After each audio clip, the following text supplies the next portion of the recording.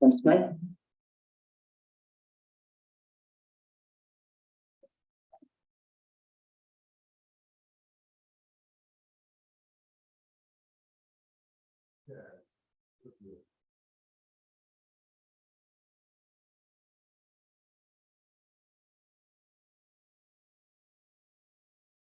First, I want to say hello, dear members of Temple Shalom.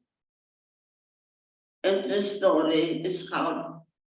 I know this story is hard to listen, but believe me, it's harder to relive what I went through and witness.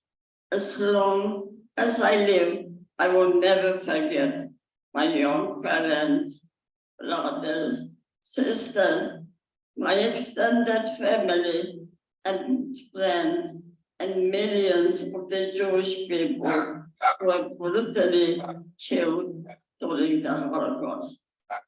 Today is a day to remember and mourn the loss of 6 million Jewish people, of which 1 million were innocent children, brutally killed at the cruelty of the Nazi regime. We must learn from the lesson of the past that this should never happen again. The best way to honor the victim is to work for dignity and respect for all. Remember, love is always stronger than hate. Thank you.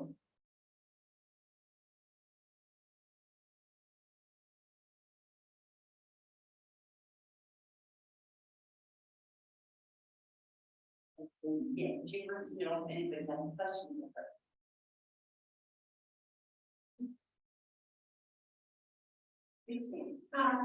Rich.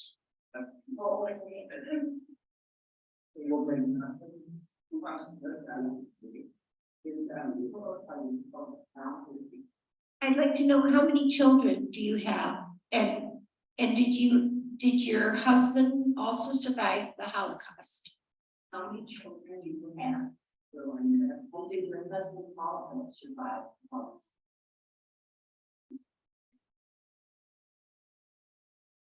I have beautiful 3 children, 1 son and 2 daughters. And what else?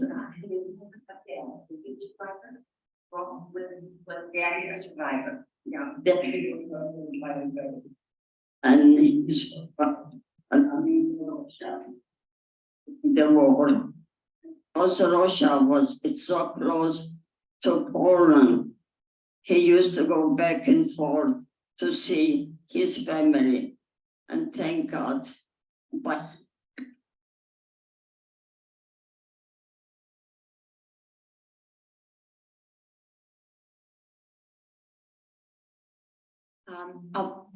my mother has 3 children, my sister and I, my brother. My father ran to Poland. He was in Poland during the war. After the war, when my mother went back to her town of Radzew, he came back from Poland. She can answer.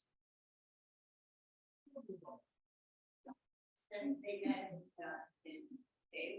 after the war, and then they came to Milwaukee, Wisconsin, anyway. Well, my mother had 3 brothers. One left 1 year before the war in 1938. If they would say just a few minutes later, longer, I mean, their future would be what those other people, what's happened to them in the jail.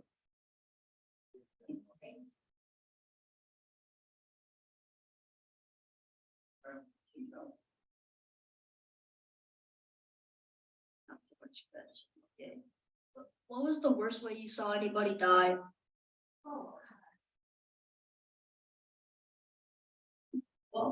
what was the worst part of seeing other people die? What? What was the worst part about seeing those people die that you were there? What was the worst part of that?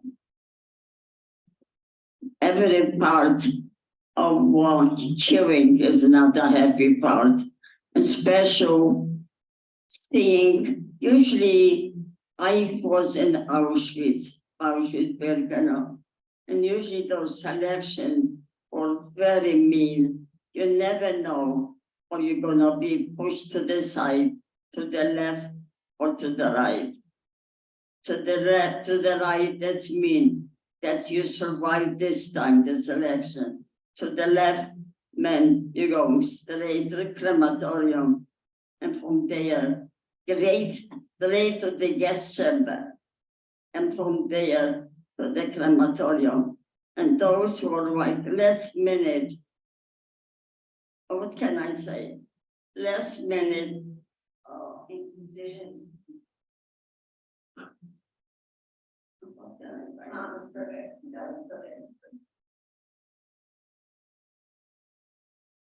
Despite all of the horrible atrocities that you saw and experienced, how did you maintain your faith in God? Despite all the tragedy that you saw, how did you keep and maintain your belief in God? How did you keep your belief in God? Why did you stay believing in God and everything you saw? I wrote a little book, small book, and there is quite a little bit about the Jewish holiday and how to believe in God. People lost the believing in God. They used to go around and talking, how could God do a thing so to kill so many Jewish people? But I don't know what to say. I believe in miracles. And you see somebody who miracle by miracle and miracles survived the Holocaust. And I always question myself, how come I am alive? How come? It's just impossible. It was impossible. But I survived. One incident, very always in my memory. I was skin and bone. I lost my sister. She died of the typhus. I was left alone, and I was sure that in the next election I would be taken to the gas chamber. And you saw the Auschwitz was surrounded by electric wires. And I thought to myself, what's the point to suffer? So many people are dying. My family is gone. I felt that nobody's alive, but there is always a miracle in their mind, maybe somebody. But I couldn't suffer no more. So I went to the electric wires, and I want to touch my fingers to be executed.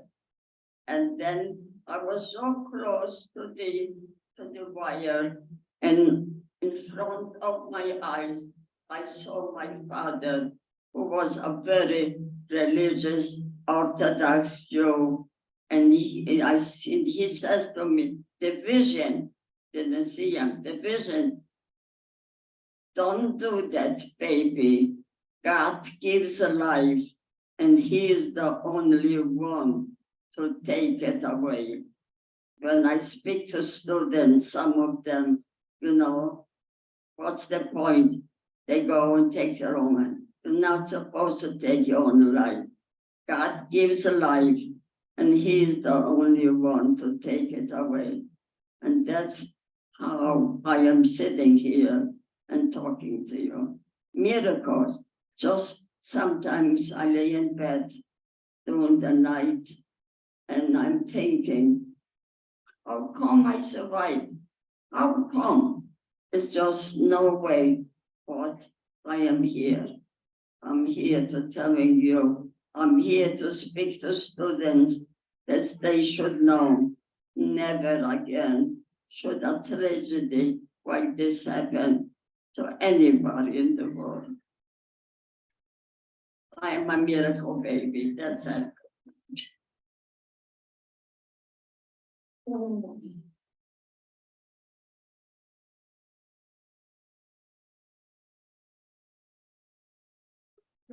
Another question?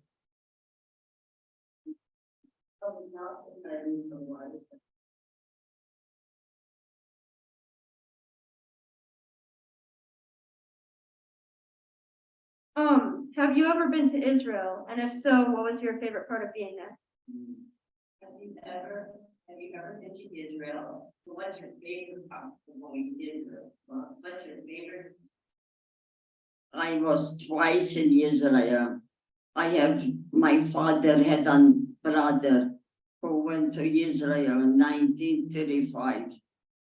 And of course I went, and that was a gathering of Holocaust survivors before the 6-day war, Israeli war. And I went there, and then for the second time I want to go again. And that's not enough. I should have gone more. Today I'm sorry, but I cannot do it no more. I'm 100 years old. I cannot hear so good. I cannot speak so good. I cannot walk, but I am here. And I used to speak to school children because they are our future. They should know that not allowed, but things what the Nazi did to the Jewish people should happen again. I do my best. I do my best. I will remember, I could speak a whole day. I don't want to get it up. You know, I remember one incident. We were staying in the backyard, in the yard of the Auschwitz-Birkenau. And it was a beautiful day. I could never forget that. And far away, we could see the Carpathian Mountain, beautiful mountain. But then we were a bunch of girls standing there, and we talked to each other how beautiful the world is, and we are here facing death because nobody in the right mind ever thought of getting off Auschwitz alive. And we said to each other, please God, let one survive and tell the world what's happened in this hell with Auschwitz and other camps. So that's why I don't know who survived from the group, what you spoke there, but I know I'm here. And it's my duty to speak to the students, whatever I answer. Right now, it's not so easy. Cannot hear, speak. I cannot see. Being 100 years is nice. I have a beautiful family, 3 children, and I have how many grandchildren? 9 grandchildren. 9 grandchildren, and I have 3 great grandchildren. And just to visit the little boy, I was there, 8 years old. He says, Grandma, kiss me here, kiss me here. Not on the chin. Get the chin. I get my mom, kiss me here. They were here a few days there, and they went to my bed, and they covered this night. You know, beautiful, and that's the pleasure of being alive. But We have time for another question. it is very hard. My parents were young people, and 9 sisters and brothers. 9 sisters and brothers. I am the only one alive. Why? Another question? One more over There's here. no answer. It's a miracle. One more question. So I've been learning Yiddish and I have been studying the story of my own family, but what else can I do to remember those who were slaughtered those years ago? Can you repeat, lovely, this young lady is studying Yiddish, Mom, and repeat your question. I have been learning Yiddish and I have been studying my family stories. And I was wondering what else I could do to remember. Ah. This young lady is learning Yiddish. This young lady is learning Yiddish. She's studying about her own family. She wants to know what else can she do to remember and honor her family. Everybody, how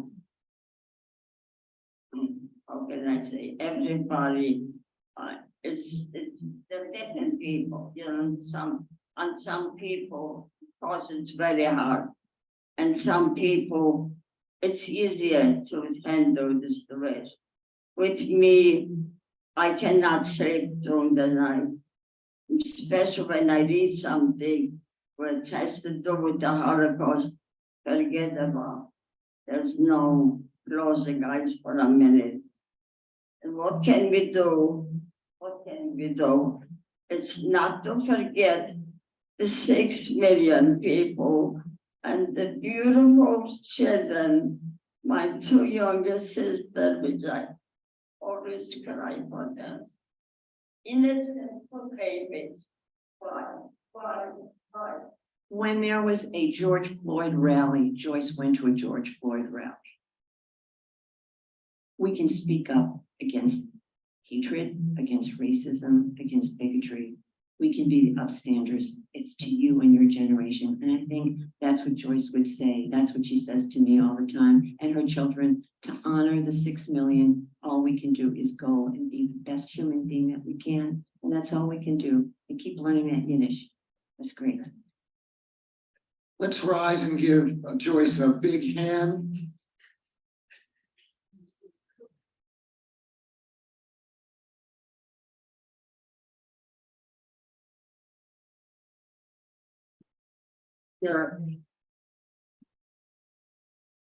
Please remain standing. There are autographed books that will be for